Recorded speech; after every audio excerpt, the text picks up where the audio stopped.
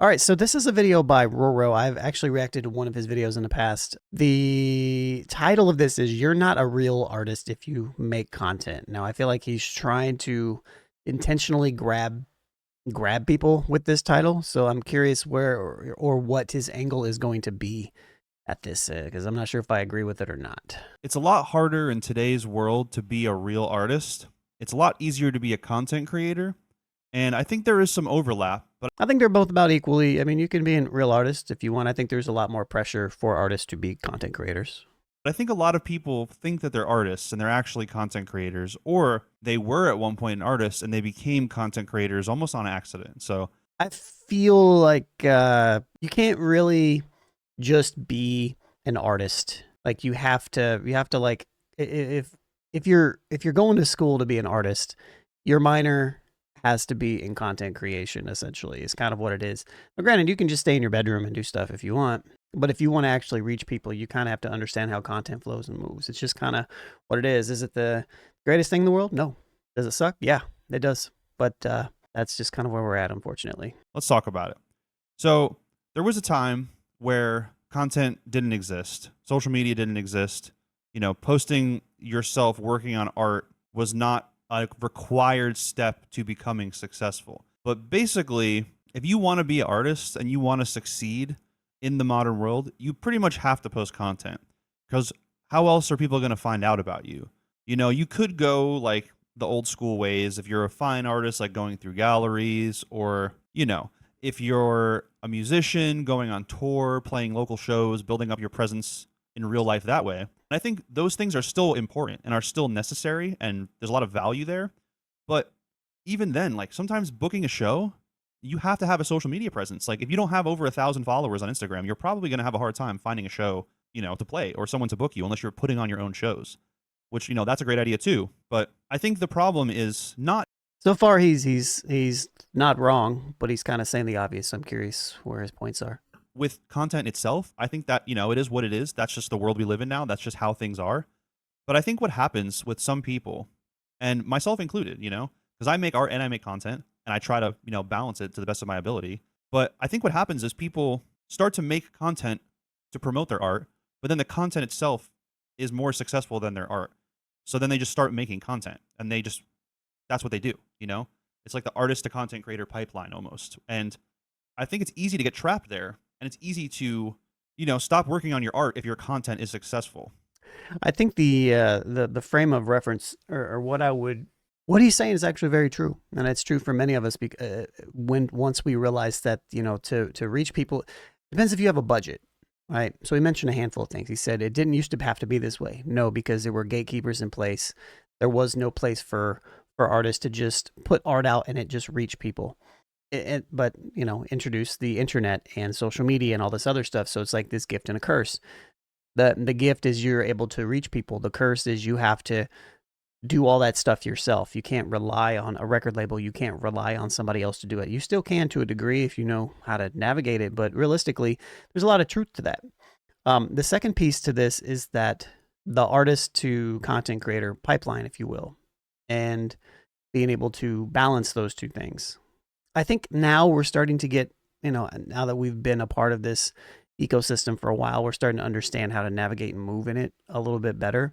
But even if I take myself, for example, like I'm an artist, but I created Bringing Down the Band in 2009 because artists needed a voice, needed an independent voice to hopefully compensate for some of that, exactly what he's describing. It's like our goal was to amplify artists that typically, so that they could more so focus on the art.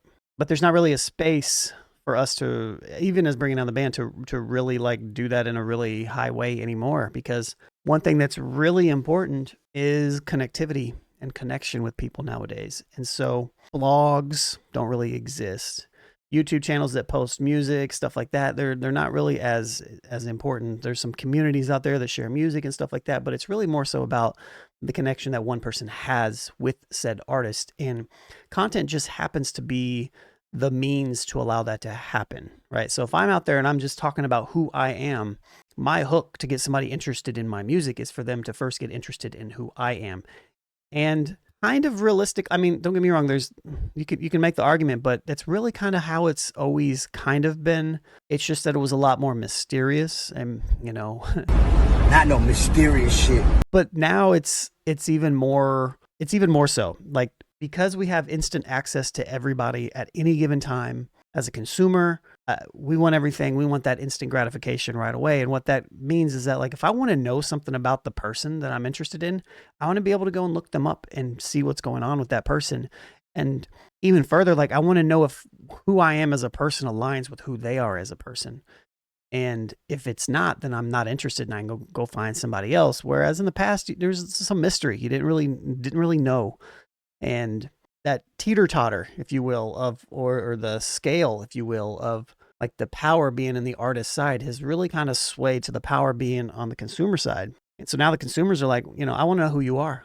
And the best way for us as artists, and as Roro here is mentioning, is to figure out how to balance that to some degree. So that is very, very important. And it's one of the things that it's just what it is. Like, you have to be a likable, interesting person in general, and you have to figure out how to share that with the world in a unique type of way. Now, I know this might be like a little weird because I'm differentiating the two so much. And like I said, I think there is crossover between art and content. I think content can be art. I think art can be content, depending on how you look at it.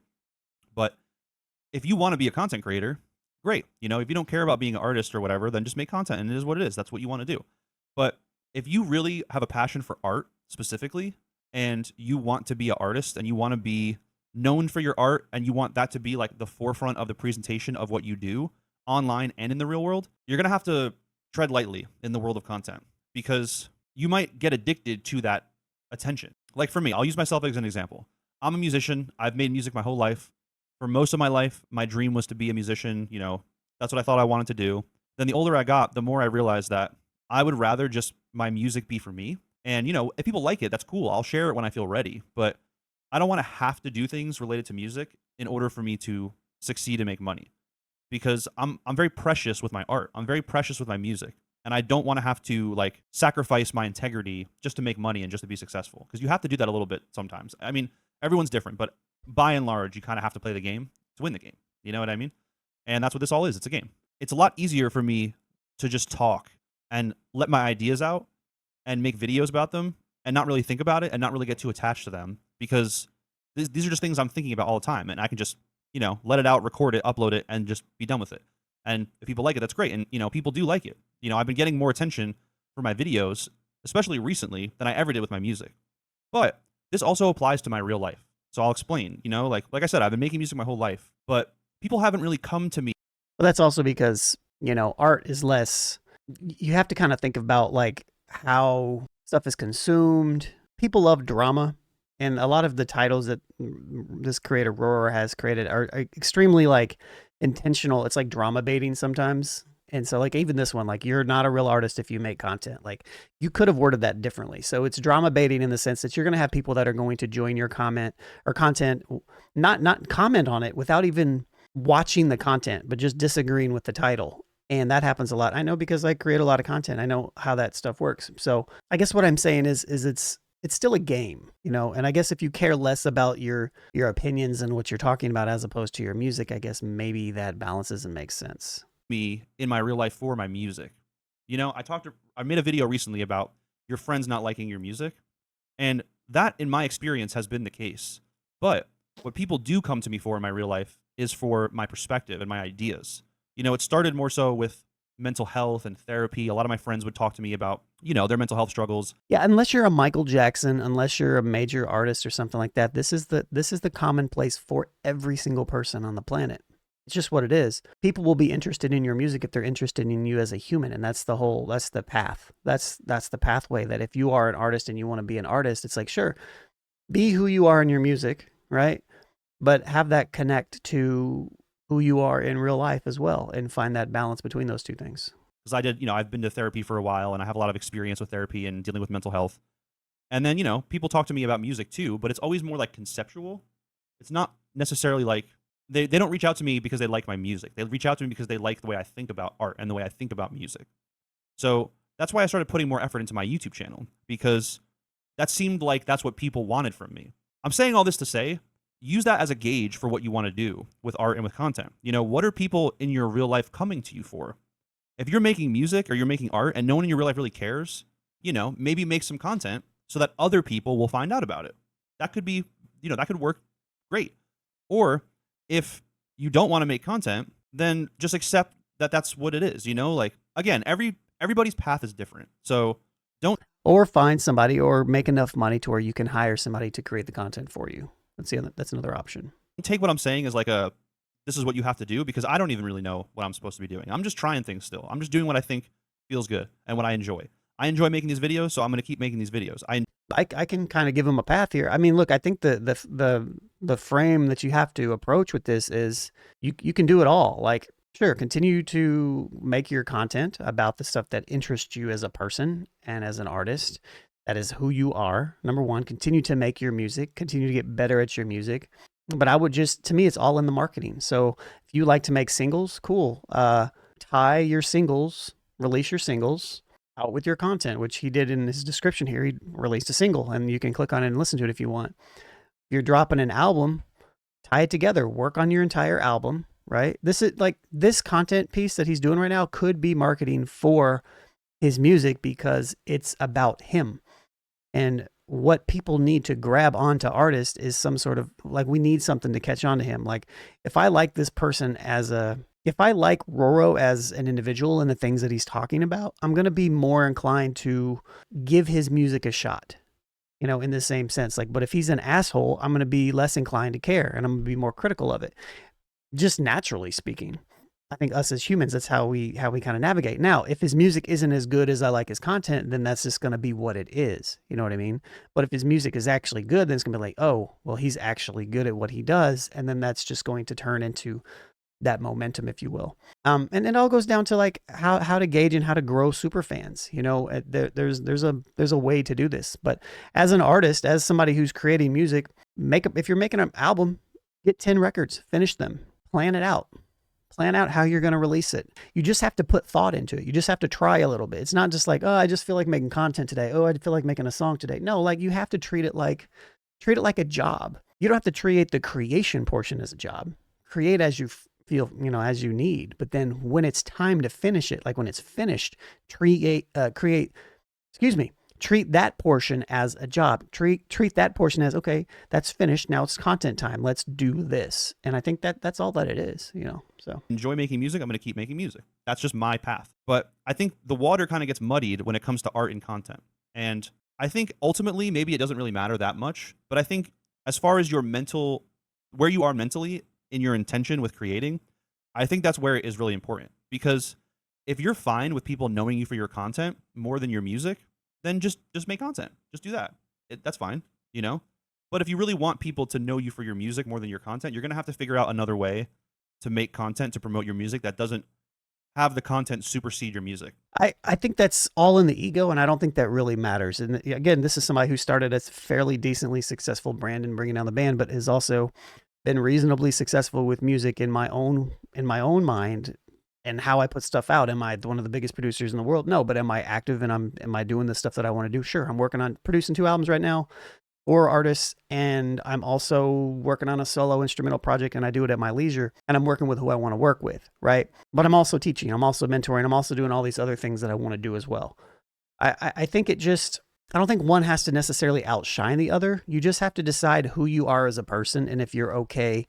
It's just like ego growth. It's like ego death, if you will. It's like, it used to bother me when people would know me for bringing down the band, but not my music, when I was doing decent things for I felt like I was making really good music. But it got to a point to what he's kind of eventually alluding to here is that, like, you just have to accept the fact that people are going to go for you for what you for what you do and how you impact them. And I was impacting a lot more people by the services that I was providing people and giving people the opportunities to push themselves out there. And I realized there was a real need for that. And I felt like, okay, well, I'm obviously in a space to where I can help people and I can do this. Now, I could have made that decision. Well, screw this. I don't want to do that. You know, I want people to focus on me. Or I can say, no, I can do that and I can still make my own music and I can just sprinkle my own stuff within here as it comes out. So I think it's a personal growth thing to just be comfortable with who you are enough to be like, look, if I meet like 5 people in a day and 4 of them like bringing down the band and 1 of them likes my music, that's cool. If none of them like anything, that's cool. Like people are gonna like what they like. I can just present who I am and let other people kind of decide. And I think you have to start to become okay with that. The only thing that you control is how hard you work within those sections, how intentional you are within those sections, and what you're okay with putting yourself out there as. Like you don't have to make content like this, like he's making. You can make other types of content about who you are. Like Masego's doing a whole bunch of blogs right now. You could do stuff like that.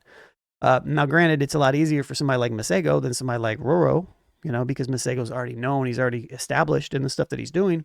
But it's an attention society, and so you need to be able to grab attention and then figure out how to funnel that attention into something else. And this is not just a music thing. This is a societal thing at this point.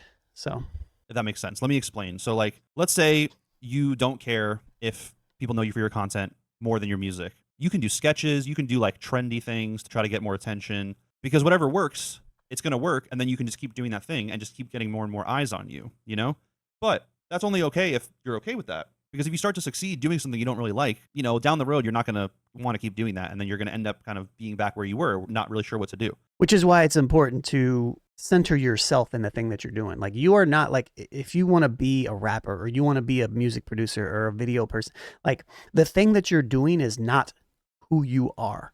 You need to center yourself in that aspect. You need to give people you so that you're allowed to grow and people will grow with you, as opposed to, no, I just do this thing over there, But, you can do funny videos. You can talk about other things that aren't specifically related to your art, and that could bring in more, more viewers and stuff. But if you really want people to just know you for your art or just know you for your music, let's say you have a music video, like you can just clip up the music video and post that as shorts.